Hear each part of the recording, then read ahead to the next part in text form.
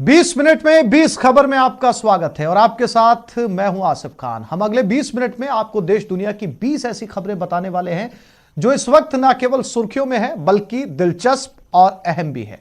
तो शुरू करते हैं 20 मिनट में 20 खबरों का सिलसिला।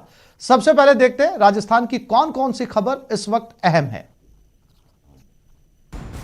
अस्पताल में ये अफरा तफरी मची है सड़क हादसे में जख्मी हुए लोगों के पहुंचने की वजह से।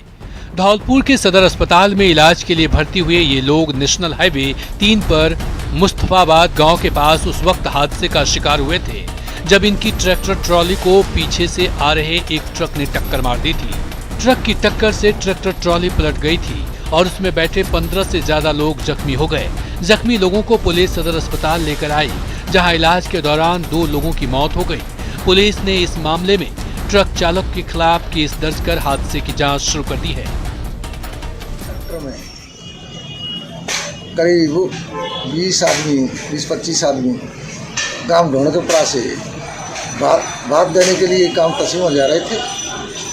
तो मुस्तफाबाद के पास में एक टैंकर में एक अज्ञात वाहन में टैंकर में पीछे ट्रैक्टर में टक्कर मार दी, जिससे लोग घायल हुए, कुछ 2 की मौके पर मौत हुई। सड़क जाम कर नारेबाजी कर रहे ये लोग इस बात से नाराज हैं कि टेंडर होने के बाद भी इनके इलाके में सड़क बनने का काम शुरू नहीं हुई है। सड़क जाम और नारेबाजी की ये तस्वीरें झुंझुनू से बाकरा जाने वाली सड़क की है। इस सड़क की हालत खास्ता है और कई जगह यहाँ पानी भी जमा हुआ है। खराब सड़क और सड़क पर पानी भरने की शिकायत के बाद सरकार ने यहाँ सड़क बनाने का फैसला कर टेंडर भी कर दिया, लेकिन प्रशासनिक लापरवाही की वजह से सड़क बनाने का काम शुरू नहीं हो पाया और इसी वजह से लोगों ने यहाँ जाम लगाकर नारेबाजी शुरू कर दी। हालांकि कुछ देर बाद तहसीलदार के समझाने के बाद लोगों ने जाम हटा लिया। ये हंगामा बरपा है जैसलमेर में हो रहे शादी समारोह के दौरान की, जहां पुलिस कोरोना गाइडलाइंस का उल्लंघन करने और मास्क न पहनने वालों के खिलाफ कार्रवाई करने पहुंची थी। जैसलमेर में कोरोना के मामले तेजी से बढ़ रहे हैं। ऐसे में पुलिस ने मैरिज सीजन शुरू होते ही इस बात की जांच शुरू कर दी है कि शादी समारोह के दौरान कोरोना गाइडलाइंस का पालन हो रहा है या नहीं। कोरोना गाइडलाइंस का पालन करने पुलिस मैरिज हॉल पर रियलिटी चेक कर रही है और जहां भी गाइडलाइंस का उल्लंघन हो रहा है वहां लोगों को समझाने के साथ साथ जुर्माना भी लगाया जा रहा है।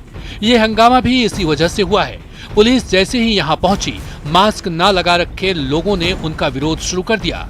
ऐसे में पुलिस को सख्ती दिखानी पड़ी और वैसे लोगों से जुर्माना भी वसूल कर लिया। आपको बता दें, कोरोना गाइडलाइंस के तहत शादी समारोह में 100 से ज्यादा मेहमान शामिल नहीं हो सकते।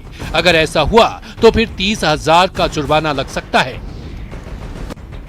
लाठी के सहारे दफ्तर दफ्तर चक्कर लगा रही ये केसी बाई हैं। चित्तौड़गढ़ की रहने वाली केसी बाई ने 3 साल पहले आदर्श क्रेडिट कोऑपरेटिव सोसाइटी में 3 लाख रुपए की एफडी करवाई थी और अप्रैल महीने में एफडी का टर्न पूरा होने पर उसे 4,50,000 रुपए मिले थे, लेकिन उन्हें कुछ नहीं मिला।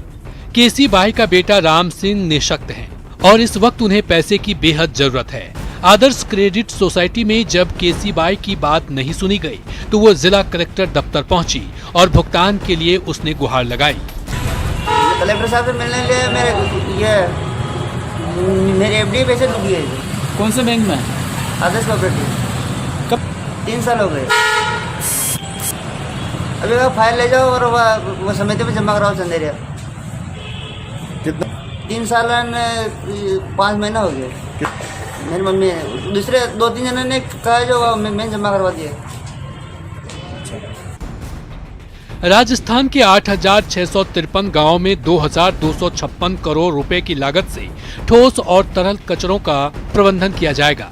इस प्रबंधन से जहां गांव के लोगों को स्वच्छ परिवेश मिलेगा, वहीं इस प्रबंधन से उन्नत खेती के लिए प्राकृतिक खाद भी मिलेगी। ग्रामीण विकास एवं पंचायती राज विभाग के अतिरिक्त मुख्य सचिव रोहित कुमार सिंह ने मंगलवार को इसकी जानकारी दी। वो स्वच्छ भारत मिशन की राज्य स्तरीय योजना स्वीकृति समिति की बैठक की अध्यक्षता कर रहे थे। इस बैठक के बाद उन्होंने कहा कि राज्य में स्वच्छ गांव अभियान में ग्राम संगठनों और स्वयं सहायता समूह की सहभागिता सुनिश्चित की जाए ताकि गांव के लोगों को बेहतर परिवेश मिल सके।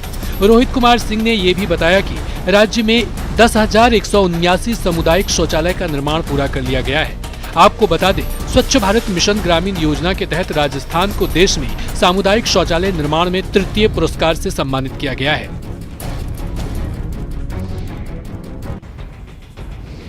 मुकुंदरा टाइगर रिजर्व में बाघों की मौत और शावकों के लापता होने की वजह की जांच शुरू हो गई है। ये जांच NTCA की 3 सदस्यीय टीम कर रही है। आपको बता दें, जुलाई और अगस्त में मुकुंदरा टाइगर रिजर्व में MT3 बाघ और MT2 बाघिन के साथ साथ एक शावक की मौत हो गई थी। इतना ही नहीं, 2 शावक लापता भी हो गए थे। इन बाघों की मौत, शावक के लापता होने के बाद मुकुंदरा टाइगर रिजर्व में बाघों की सुरक्षा पर सवाल उठने लगे थे। साथ ही हर कोई ये भी जानना चाहता है कि मुकुंदरा टाइगर रिजर्व में बाघों की मौत कैसे हो रही है। इन्हीं सवालों के जवाब के लिए NTCA की 3 सदस्यीय टीम यहाँ आई है। Got a very good response from the stakeholders. जितने भी लोग आए उन्होंने कई पॉइंट्स उन्होंने रेज किए, जैसे कि इंक्लोजर के बारे में बताया, उन्होंने टाइगर के रिलीज के बारे में बताया, उन्होंने पैरासिटिक लोड के बारे में बताया, उन्होंने वायरस के बारे में, डिस्टेम्पर्ड कैनाइन डिजीज़ के बारे में बताया। तो कई इश्यूज़ उन्होंने ऐसे जो रेज किए हैं कि कैसे आगे अगर रिलीज़ करते हैं तो किस किस पॉइंट को अगर रखा जा सकता है। तो हमने उनका पॉइंट्स को नोट डाउन किया है और हमने सारी कोशिश करी है कि मैं हर स्टेक होल्डर से जो यहाँ पे मौजूद थे उनसे जो उनके व्यूज़ हैं उनको हम लोग रिकॉर्ड कर सकें। बच्चों ने ई क्लास के जरिए ऑनलाइन पढ़ाई तो शुरू कर दी है, लेकिन अभी तक ऑनलाइन क्लास को लेकर बच्चों और पेरेंट्स के सवाल खत्म नहीं हुए हैं। दरअसल राज्य सरकार ने क्लास 6 से लेकर 12वीं क्लास तक के बच्चों के लिए सोशल मीडिया यूट्यूब पर ई क्लास की शुरुआत की है। कोरोना काल में गहलोत सरकार की इस कवायद की बच्चों और पेरेंट्स ने तारीफ की है, लेकिन ई क्लास पर वो सवाल भी उठा रहे हैं। इसे लेकर संयुक्त अभिभावक संघ का कहना है कि ई क्लास की शुरुआत तो अच्छी बात है, लेकिन ये कैसे सुनिश्चित हो पाएगा कि इसका फायदा 100% बच्चों को मिल पाएगा। कैसे बच्चों तक सुनिश्चित होगी, क्योंकि अभी तक देखा गया है जो बच्चों की आबादी है उसमें तो 30% ऐसी आबादी है जिनको अभी तक पढ़ाई तक नसीब नहीं हो पाई है। उन बच्चों का क्या, जिनके अभिभावकों के पास स्मार्टफोन तक नहीं है, उन ऐसी व्यवस्था राज्य सरकार को लानी चाहिए जिसके माध्यम से जो ये ई क्लास की जो सिस्टम जो अभी वर्तमान परिस्थिति जो वर्तमान हालात को देखकर लाई गई है, जो ये पूरी तरह से जिससे अभिभावक सेटिस्फाई हो सके, बच्चों को पढ़ाई जो 8 महीने से जो जिस तरह से पढ़ाई डिस्टर्ब चल रही है वो सुधार हो सके। पहली नजर में ऐसा लगता है मानो सालों का प्रेम हो और बड़ी मेहनत से दोनों ने एक दूसरे के इतने करीब आए हैं। विधायक ओम प्रकाश हुड़ला किसी पहचान के मोहताज नहीं है। वैसे आपको फिर भी बता दें कि जनाब महवा से निर्दलीय विधायक हैं, लेकिन आजकल अपनी विधायकी से ज्यादा इस बंदर से मोहब्बत की वजह से चर्चा में हैं। बताया जा रहा है कि करीब 1 महीने पहले ये बंदर करंट लगने से झुलस गया था और विधायक जी ने उसका न केवल इलाज कराया बल्कि उसकी दिन रात सेवा भी की। विधायक की सेवा से बंदर ठीक तो हो गया, लेकिन अब वो अपने साथियों के साथ जाने के बजाय विधायक जी के साथ ही रहने लगा है। ये बंदर न केवल विधायक जी के हाथ से खाना खाता है बल्कि उसका हर काम विधायक जी ही करते हैं। आलम यह है कि विधायक हुड़ला जब पूजा करते हैं तब भी ये बंदर उनके कंधे पर बैठा रहता है। वानर सेवा हनुमान और राम की सेवा के बराबर है और हमें पता चला कि वानर को करंट लग गया है, उसकी सर्जरी करवाई। अब वो हमें इतना प्यार करने लगा है कि हमारे साथ पूजा करता है, हमारे साथ खाना खाता है। मैं समझता हूँ कि वानर की सेवा करना राम की सेवा करना के बराबर है और हम सबको वानर की सेवा करनी चाहिए। धन्यवाद। अब 20 मिनट 20 खबर में बात करते हैं दूसरे प्रदेश की खबरों की।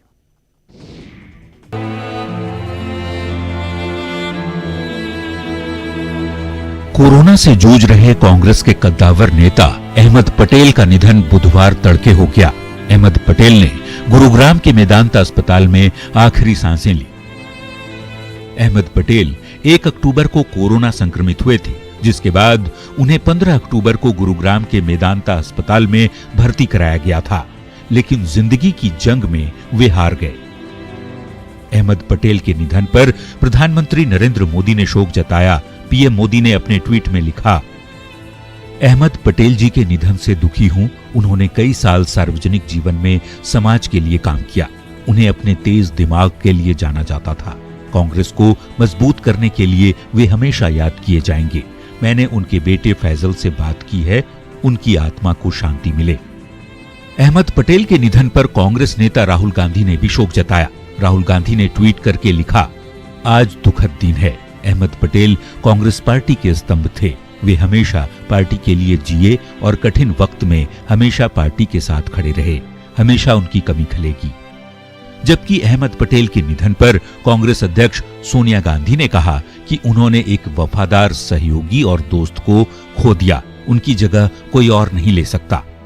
बता दें कि गांधी परिवार से पटेल की नजदीकियां इंदिरा गांधी के जमाने से थी। वो कांग्रेस में गांधी परिवार के सबसे करीब थे। हैदराबाद के निकाय चुनाव में बिरयानी पर सियासी घमासान छिड़ गया। 1 दिसंबर को होने वाले हैदराबाद के निकाय चुनाव में अब बिरयानी पर घमासान शुरू हो गया। एक दिन पहले बीजेपी सांसद तेजस्वी सूर्या ने असदुद्दीन ओवैसी की तुलना जिन्ना से की थी, जिस पर तिलमिलाए ओवैसी ने बीजेपी के नेताओं को हैदराबाद के खास रेस्टोरेंट की बिरयानी खिलाने की बात कह दी।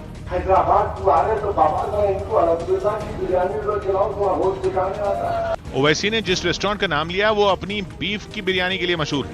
मामला बीफ से जुड़ा था, लिहाजा बीजेपी ने पलटवार करने में देर नहीं लगाई। बीफ वाली बिरयानी खाइए, उसके जवाब में अगर कोई कुछ बोल दे तो कहेंगे कि सांप्रदायिक राजनीति हो रही है। दिल्ली में मास्क न पहनने वालों पर पिछले कुछ दिनों से की जा रही सख्ती का असर दिखने लगा। मास्क पहने बिना बाहर निकलने वाले लोगों का चालान काटने के लिए पुलिस के जवान दिल्ली के कई इलाकों में मौजूद रहे। लेकिन पिछले कुछ दिनों के मुकाबले पुलिस को बिना मास्क पहने बहुत कम लोग नजर आए। दिल्ली नोएडा बॉर्डर पर पुलिस के साथ सिविल डिफेंस के कुछ कर्मचारी भी मौजूद रहे। उन सभी ने वहां से दिल्ली में दाखिल होने वाली बसों को रोककर यह देखा कि कहीं बस के अंदर कोई शख्स बिना मास्क के तो नहीं बैठा हुआ। बताया गया कि बॉर्डर पर भी पिछले 3-4 दिनों के मुकाबले ऐसे बहुत कम लोग पुलिस की पकड़ में आए जिन्होंने मास्क नहीं पहना था। पिछले 3 दिनों में कल सबसे कम चालान कटे हैं। आज भी सुबह से स्थिति जो है वो काफी हद तक कंट्रोल में है। दिल्ली के बाकी इलाकों की तरह चिराग दिल्ली इलाके में भी सुबह से ही बैरिकेड लगाकर पुलिस ने मास्क न पहनने वालों पर नजर रखी। हालांकि वहां भी कई घंटे मुस्तैद रहने के बावजूद पुलिस को दोपहर तक कोई ऐसा शख्स नहीं दिखा जो बिना मास्क के गाड़ी चला रहा हो। दिल्ली पुलिस सुबह बैरिकेडिंग करके लगातार पैनी नजर बनाए हुए हैं। पहले दिल्ली में मास्क न पहनने पर 500 रुपए का जुर्माना था, जिसे कुछ दिन पहले केजरीवाल सरकार ने बढ़ाकर 2000 रुपए कर दिया था। उसके बाद पुलिस ने भी कार्रवाई तेज की और लोगों ने भी नियमों का पालन करना शुरू कर दिया। दिल्ली में लोगों को मुफ्त मास्क बांटने के लिए पहले मास्क बैंक की शुरुआत की गई। खास बात यह कि इस बैंक से न सिर्फ मास्क लिया जा सकता है, बल्कि अगर कोई चाहे तो बैंक को मास्क दे भी सकता है, जिसकी शुरुआत बीजेपी के कब्जे वाले उत्तरी दिल्ली नगर निगम के मेयर के घर से ही की गई, जहां घंटी बजाकर कोई भी मास्क ले सकता है। वहां पहुंचने वालों को हाथ सैनिटाइज कराकर ही मास्क दिया जाता है। कोई भी आकर के यहाँ पे निःशुल्क मास्क ले सकता है और 2000 के चालान से बच सकता है। दिल्ली में पिछले हफ्ते मास्क न पहनने पर जुर्माना 500 से बढ़ाकर 2000 रुपए कर दिया गया था। इसलिए लोगों को मुफ्त मास्क देने के लिए उत्तरी दिल्ली नगर निगम ने सभी 114 वार्ड में इस तरह के बैंक खोलने की योजना बनाई है। ये कोशिश है कि लोगों को फ्री में मुफ्त में यहाँ से मास्क मिल सके, ताकि वो मास्क लगाए रहें, बीमारी से भी बचें। बताया गया कि ये मास्क बैंक 24 घंटे खुला रहेगा। लोग चाहें तो मास्क दान कर भी लोगों की मदद कर सकते हैं। उत्तर प्रदेश के आजमगढ़ में एक ग्राम प्रधान का महिला से मारपीट करने का वीडियो वायरल होने के बाद पुलिस ने कार्रवाई की और केस दर्ज करके उनको गिरफ्तार कर लिया। बताया गया कि यह वीडियो वहां के गंभीरपुर इलाके का है, जहां ग्राम प्रधान की ओर से पंचायत भवन का निर्माण कराया जा रहा था। लेकिन कुछ महिलाओं ने इसका विरोध किया, जिसके बाद नौबत मारपीट तक आ गई। वायरल वीडियो में दिखा कि एक महिला ने अपना विरोध जताते हुए ग्राम प्रधान का कॉलर पकड़ लिया, जिसकी वजह से आग बबूला ग्राम प्रधान ने उसे एक थप्पड़ लगा दिया। बात बिगड़ती देख एक दूसरे शख्स ने बीच बचाव करने की कोशिश की, लेकिन तभी कुछ और महिलाएं वहां आ गईं और ग्राम प्रधान से भिड़ गईं, जिसके बाद लड़ाई रोकने की कोशिश करने वाला शख्स भड़क गया। उसने आओ देखा ना ताओ और महिलाओं को खेत में दौड़ा कर थप्पड़ मारने लगा। बताया गया कि ये वीडियो 2 दिन पुराना है, जिसके वायरल होने के बाद पुलिस हरकत में आई और उसने महिलाओं से मारपीट करने के आरोप में ग्राम प्रधान को गिरफ्तार कर लिया। प्रधान को गिरफ्तार करके जेल में भेजा। बताया गया कि जिस जमीन पर पंचायत भवन बनवाया जा रहा था, उसके आसपास की जमीन के मालिकों ने आरोप लगाया कि इस निर्माण कार्य में उनकी जमीन का कुछ हिस्सा भी हथिया लिया गया है। इसीलिए उन्होंने विरोध किया और विवाद। यूपी के प्रयागराज से एक हैरान करने वाला वीडियो सामने आया, जिसमें एक आदमी हाई टेंशन तार के टावर पर चढ़ गया, जिसकी वजह से कई इलाकों की बिजली काटनी पड़ी। बताया गया कि टावर पर चढ़कर वो प्रधानमंत्री नरेंद्र मोदी को वहां बुलाने की मांग करने लगा। जिसे देख वहां मौजूद लोगों के साथ ही पुलिस वालों के भी होश उड़ गए। कुछ देर में वो और ऊपर चढ़ते हुए टावर की चोटी पर जाकर बैठ गया। हाई टेंशन तार के टावर पर चढ़े इस आदमी को नीचे उतारने की कई कोशिशें की गईं, लेकिन जब वो नहीं माना तो आनन फानन में रेस्क्यू टीम को बुलाया गया। इसको उतारने का प्रयास किया जाएगा। इसके बाद राहत बचाव अभियान की टीम ने मोर्चा संभाला और सबसे पहले टावर के आसपास एक बड़ा जाल बांध दिया और फिर उसे नीचे उतारने की कोशिश करने लगे। इस आदमी की जान बचाने के लिए कई इलाकों की बिजली भी काटनी पड़ी। इससे पोषित अधिकांश जगहों की सप्लाई बाधित हुई है। टावर पर चढ़े इस आदमी को देखने के लिए वहां लोगों की भारी भीड़ जमा हो गई। साथ ही हालात संभालने के लिए पुलिस का अमला भी तैनात दिखा। मुंबई के नजदीक ठाणे में राज ठाकरे की पार्टी एमएनएस के एक नेता की बीच सड़क पर गोली मारकर हत्या कर दी गई। वारदात को बाइक सवार 2 बदमाशों ने अंजाम दिया, जिसका एक सीसीटीवी वीडियो भी सामने आया, जिसमें नीले रंग की शर्ट पहने एमएनएस नेता जमील शेख बाइक से जाते दिखाई दिए, जबकि एक दूसरी बाइक पर सवार 2 बदमाश उनका पीछा करते नजर आए। और जैसे ही एक होटल के पास उनकी बाइक धीमी हुई, मोटरसाइकिल पर बैठे बदमाशों ने पीछे से उनके सिर में गोली मार दी और वहां से फरार हो गए। सिर में गोली लगते ही जमील शेख सड़क पर गिर पड़े और फिर थोड़ी देर बाद उनकी मौत हो गई। दिन दहाड़े बीच सड़क पर एमएनएस नेता की हत्या से पूरे इलाके में हड़कंप मच गया। घटना के बाद वहां लोगों की भीड़ जुट गई। वारदात की सूचना मिलते ही पुलिस की एक टीम भी वहां पहुंचकर छानबीन में जुट गई। बाद में इलाके में तनाव को देखते हुए वहां पुलिस के जवानों को तैनात कर दिया गया। भुवनेश्वर में ओडिशा विधानसभा के बाहर खुदकुशी की कोशिश करने वाले एक जोड़े को पुलिस ने रोक लिया। दंपति ने बताया कि करीब 4 महीने पहले उनकी 5 साल की बच्ची का रेप किया गया था, जिसकी शिकायत उन्होंने पुलिस में की, लेकिन आरोप है कि आरोपी के खिलाफ कार्रवाई नहीं की गई, जिससे परेशान होकर उन्होंने आत्महत्या करने का मन बना लिया और इसके लिए उन्होंने ओडिशा विधानसभा के बाहर की जगह को चुना। लेकिन इस बात का पता जैसे ही वहां तैनात पुलिस वालों और सुरक्षा कर्मियों को चला, वो दौड़कर वहां पहुंचे और पति के साथ खुद को आग लगाकर मारने की कोशिश कर रही महिला के हाथों से मिट्टी के तेल की बोतल को छीनकर उसे सड़क पर फेंक दिया। ऐसे में वहां अफरा तफरी मच गई और उस महिला से माचिस लेना मुश्किल हो गया। वो लगातार इंसाफ की मांग करती रही। विधानसभा से बाहर निकल रहे कांग्रेस नेता सुरेश कुमार ने राज्य की कानून व्यवस्था पर सवाल उठाते हुए दावा किया कि वो इस मुद्दे को विधानसभा तक पहुंचाएंगे। हालांकि बाद में पुलिस वालों ने जैसे तैसे दंपति को काबू में करके एक ऑटो में बिठाया और आगे की पड़ताल के लिए उन्हें गिरफ्तार कर लिया। 20 मिनट 20 खबर में अब बात करते हैं कुछ अंतर्राष्ट्रीय खबरों की। फ्रांस की राजधानी पेरिस में शरणार्थियों के कैंप पर कार्रवाई के दौरान हिंसा भड़क गई, जिसे संभालने में पुलिस के पसीने छूट गए। वहां पिछले 1 हफ्ते से शरणार्थियों के अवैध कैंपों को हटाने की कार्रवाई चल रही है और इसी कड़ी में राजधानी पेरिस में मौजूद शरणार्थियों के एक और अवैध कैंप को पुलिस ने हटाना शुरू किया, जिसके बाद वहां हिंसा भड़क गई। इस दौरान वहां एक जोरदार धमाका हुआ। देखने से ऐसा लगा जैसे वहां कोई बम फटा हो। हालात बिगड़ते देख पुलिस ने भी मोर्चा संभाला और बवाल कर रहे लोगों को खदेड़ना शुरू किया। हिंसा कर रहे लोगों को तितर-बितर करने के लिए पुलिस को आंसू गैस के गोले तक दागने पड़े। अवैध शरणार्थी कैंप हटाने से नाराज कई लोग पुलिस वालों से भिड़ गए। कोई उनसे बहस करता नजर आया तो कोई हाथापाई पर उतारू दिखा, जिसके बाद हालात संभालने के लिए पुलिस को उन पर सख्ती करनी पड़ी। गृह युद्ध से जूझ रहे अफ्रीकी देश इथियोपिया में सेना की चेतावनी के बाद हालात और बिगड़ गए। सेना ने विद्रोहियों के कब्जे वाले इलाके में रह रहे लोगों को जान बचाने के लिए 72 घंटे का अल्टीमेटम दिया और टिग्रे प्रांत की राजधानी को घेरना शुरू कर दिया। इथियोपियाई सेना के टैंक इस पहाड़ी इलाके की तरफ बढ़ते नजर आए। निचले इलाके में तोपों की भी तैनाती कर दी गई। सेना के जवान शहर पर हमले की तैयारियों में जुटे दिखाई दिए। सेना ने लोगों को विद्रोहियों का साथ छोड़ने और 72 घंटे के भीतर अपने लिए सुरक्षित ठिकाना तलाशने की चेतावनी दी। सेना के इस अल्टीमेटम से वहां रहने वाले लोगों में अफरा तफरी मच गई और वो शरण लेने के लिए सूडान की तरफ भागने लगे। सामने आई तस्वीरों में सैकड़ों लोग नदी पार कर सूडान पहुंचते दिखाई दिए। 4 नवंबर से जारी इस लड़ाई की वजह से वहां अब तक हजारों लोग अपना घर छोड़कर सूडान में शरण ले चुके हैं। पश्चिम एशिया के देश यमन में चक्रवाती तूफान के बाद आई बाढ़ लोगों के लिए मुसीबत बन गई। सोमालिया में तबाही मचाने के बाद चक्रवात ने यमन के एक द्वीप पर दस्तक दी, जिसका असर वहां के रिहायशी इलाकों पर भी पड़ा। अरब सागर से उठे गति नाम के इस चक्रवात की वजह से यमन के सोकोत्रा द्वीप पर भारी बारिश हुई और 200 किलोमीटर प्रति घंटा की रफ्तार से तेज हवाएं भी चली। बाढ़ की वजह से तो हालात और भी खराब हो गए। कई सड़कें बाढ़ के पानी में डूबी नजर आईं, जबकि जगह जगह पानी भरने से लोगों को भी आने जाने में दिक्कतों का सामना करना पड़ा। चक्रवात की वजह से कई इलाकों में भारी नुकसान की भी खबर है। चंद्रमा की सतह से नमूना लेने के लिए अब तक का अपना सबसे बड़ा मिशन लॉन्च कर दिया। इस अंतरिक्ष यान को लॉन्ग मार्च 5 रॉकेट से रवाना किया गया, जिसे हाइनान प्रांत के एक लॉन्च पैड से छोड़ा गया। काउंटडाउन खत्म होते ही रॉकेट के इंजन चालू हो गए और वो ऊपर की तरफ उठने लगा। कुछ ही सेकंड में रॉकेट आसमान में पहुंच गया।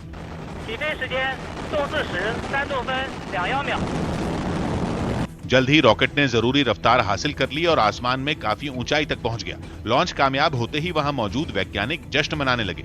बताया गया कि सब कुछ ठीक रहा तो अंतरिक्ष यान 3 दिन में चंद्रमा तक पहुंच जाएगा। इससे पहले वहां के अंतरिक्ष केंद्र में जरूरी तैयारियां पूरी की गईं। अंतरिक्ष यान को रॉकेट से जोड़ने के बाद उसे लॉन्च पैड तक लाया गया और फिर ईंधन भरकर उसे अंतरिक्ष के लिए रवाना कर दिया गया। और सीधा चलते हैं, उपराष्ट्रपति वेंकैया नायडू इस समय